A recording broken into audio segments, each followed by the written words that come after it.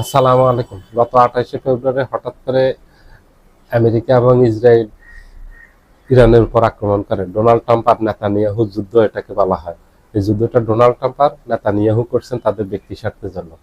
তো Donald Trump 3টা লক্ষ্য নিয়ে এই যুদ্ধটা করছেন, ইরানের উপরে আক্রমণটা করছেন, কিন্তু 3টা উদ্দেশ্যেই একেবারে ব্যর্থ হয়ে গেছে। ইরান ব্যর্থ করে দিয়েছে।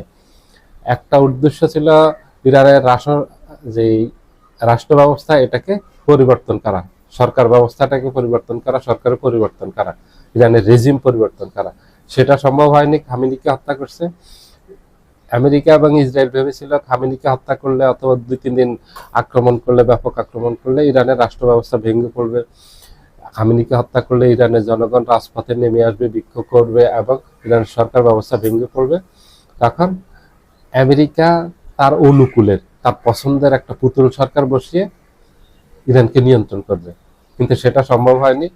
হামলা শুরু হওয়ার পর খামেনিকে হত্যা করছে, সফল হয়েছে সেটা, কিন্তু ইরানের রেজিম পরিবর্তন হয়নি।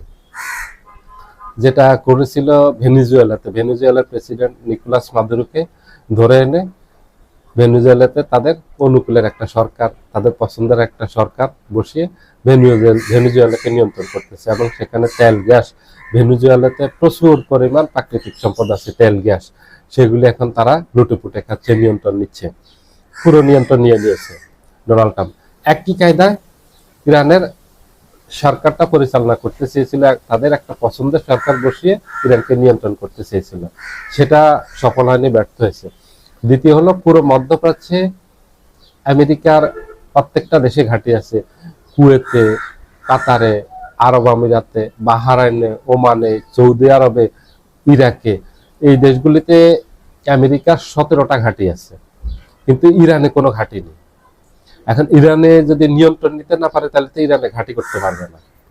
দ্বিতীয় টার্গেট ছিল ইরানে আমেরিকার ঘাঁটি করা, আমেরিকার নিজেদের পছন্দের সরকার বসিয়ে ইরানে আমেরিকার একাধিক ঘাঁটি করা, হয়তো 10টা 20টা, ইরান তো অনেক বড় দেশ, সেখানে ঘাঁটি করবে, ঘাঁটি করে এই অঞ্চল পুরো নিয়ন্ত্রণে নিবে। কিন্তু সেটাও সম্ভব হয়নি, সেটাও বিফলে গেছে ইরানের কৌশলের কাছে।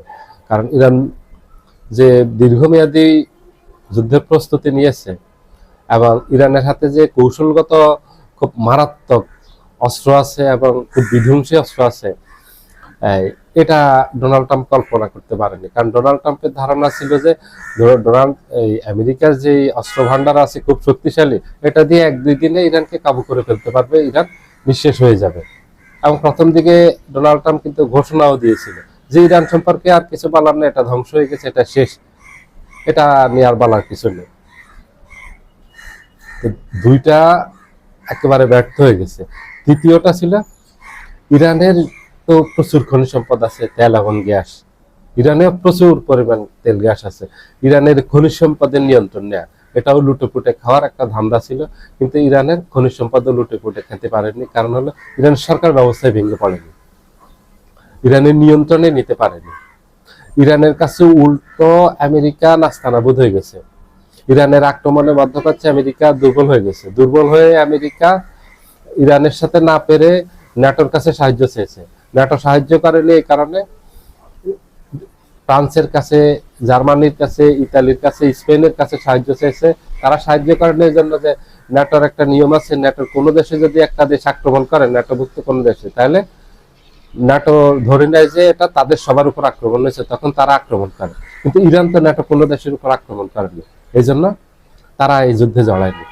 তারা বলেই দিয়েছে স্পষ্ট যে এটা ডোনাল্ড ট্রাম্প এবং নেতানিয়াহুর যুদ্ধ।